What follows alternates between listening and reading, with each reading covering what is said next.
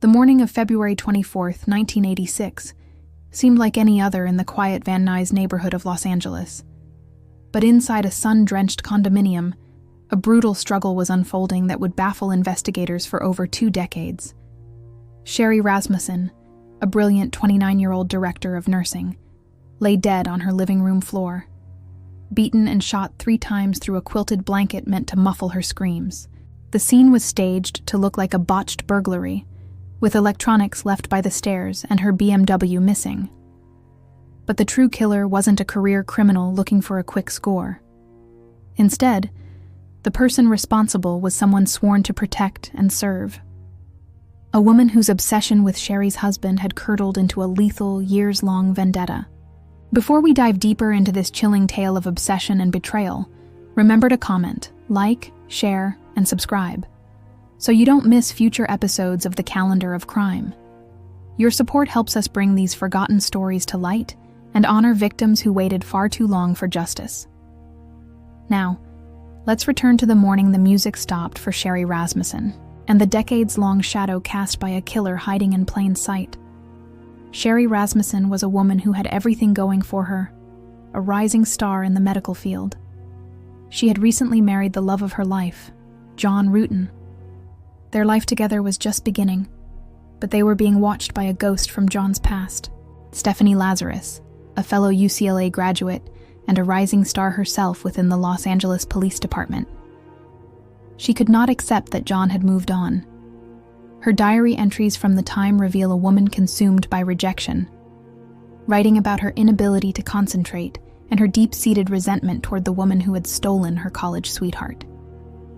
This wasn't just a case of unrequited love. It was a slow-boiling fixation. That would eventually lead to a confrontation in the very home Sherri thought was her sanctuary. The initial investigation into Sherri's murder was a masterclass in tunnel vision. Detectives quickly latched onto the theory of a burglary gone wrong. Despite several glaring inconsistencies that Sherri's father, Nels Rasmussen, pointed out from the very beginning, he told the police about the woman who had been stalking his daughter, a female LAPD officer who had once shown up at Sherri's office to tell her that if she couldn't have John, no one would. But the lead investigators dismissed his concerns, famously telling him he watched too much television.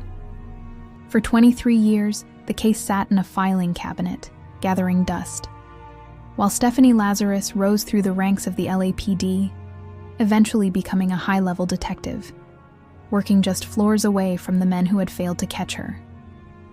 The breakthrough finally came in 2004, not through a new witness or a sudden confession, but through a tiny piece of evidence that had been overlooked for nearly a quarter-century. A bite mark on Sherri's arm, originally thought to be from a male burglar, was retested using modern DNA technology. The results were a bombshell. The DNA belonged to a woman. This revelation reignited the investigation and finally forced the LAPD to look inward. A secret team of cold case detectives began tailing one of their own, eventually trailing Lazarus to a Costco, where they waited for her to discard a soda cup. That single straw provided the genetic blueprint that matched the bite mark perfectly, ending the decades of protection afforded by the blue wall of silence. In June 2009, the charade finally ended in a windowless interrogation room at LAPD headquarters.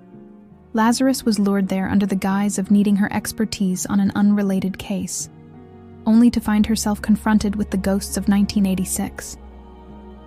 The recorded interview is a chilling display of a seasoned detective trying to outmaneuver her peers, her voice rising in pitch as she feigns ignorance of the woman she had murdered so many years before.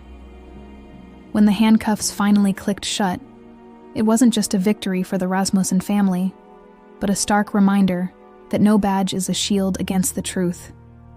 Sherri Rasmussen finally got her justice, proving that while the wheels of the law may grind slowly, they eventually catch up to those who think they are above it. Thanks for watching.